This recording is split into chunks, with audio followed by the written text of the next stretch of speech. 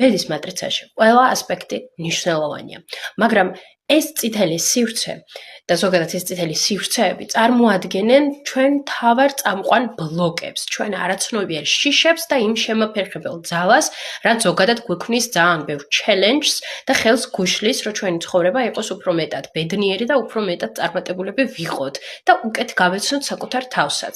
ასე რომ ეს არის ჩვენი, ასე რომ ვთქვათ, ისეთი dark side-ი, ჩვენი არაცნობიერი შიში, ჩვენი ქვეცნობიერი პროგრამები, რასაც ბოლომდე ჯერ ვერ ვაცნობიერებთ. ხო, ყველაფერი ეს არის აი ამ სივრცეებში და ჩვენი ამოცანა არის, რომ ეს ენერგია გამოვიყენოთ ჩვენი საკუთარი თავის განვითარებისთვის და რაც მთავარია, საკუთარი თავის უკეთ შეცნობისთვის. ეს ენერგიები თავდაპირველად მოცემულია მინუსში.